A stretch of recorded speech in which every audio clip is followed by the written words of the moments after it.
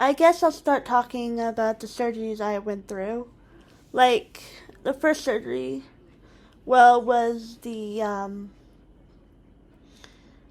ear-to-ear surgery. That was a doozy.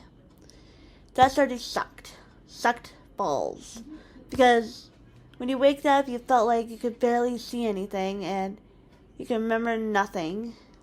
And then the doctor said, "How are you feeling?" And I'm like, "Yeah, I feel like I have too much drugs in my system." You knocked me out.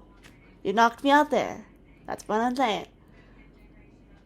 And then, "Can you lower the dose?" I said over and over and over again. But they would never lower the dose. They were too afraid to do that. It annoyed me. Because you were in so much pain. But they wouldn't do it because they thought I was in too much pain. But I really wasn't in any pain at all. Because of the drugs. Because of the drugs. They just gave me drugs for no apparent reason. No, they had to because of pain. We're saying you just went through a horrible surgery. I guess I went through a horrible surgery and not realize that was a horrible surgery. At age 9. At age 9. I guess I thought it was just a... They drugged you out. I thought it was just a little headache, really. Just a little headache, you know. Because you didn't know better, you were 9. I didn't know any better. I was 9, and then I realized my eye was popping out of my eyeball. I didn't realize that either. Your eye was popping your head, Mercedes. My eye was popping out of my head, and I didn't realize that either. I didn't feel it at all. So we were rushed to the emergency room, and my mom was terrified. She was freaking out, and I didn't feel nothing, and I was just, okay, I'm just tired. He woke me up at 2 o'clock in the fucking morning, Mom. And then we were dragged to the train, and then we went into the Children's Boston Hospital, and then Dr. Berman and Dr.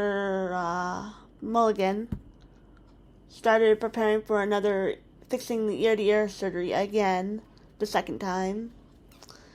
And then after the surgery was done, they promised me that it wouldn't happen again, and then I went home, had to recover for another 4 weeks of no school, which is why I got held back, which is why I'm now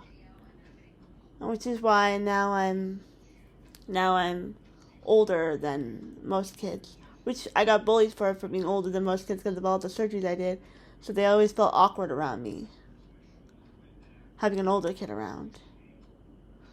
Yeah, that sucked too.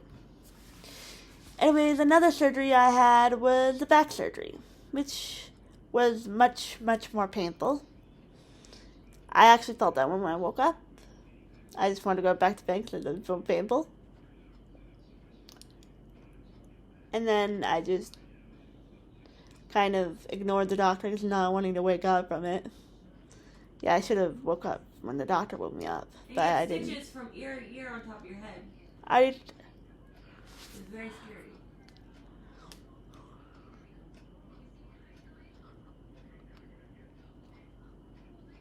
Did they told you not to eat before the surgery, right? What? They told you not to eat before the surgery, right? Yeah, they told me not to eat before the surgery or drink water or do anything. So I didn't. I just ate nothing. And then the surgery went well. The surgery went well the second time, and then your mom had it rough going through it. My mom had it rough because she didn't eat for for 3 days, and I didn't eat for 3 days. She was so stressed out. She was so stressed out about the surgery that she couldn't eat, even though the doctors offered her food. Because there was a chance of you dying in the surgery. She was worried about the chances of me dying. And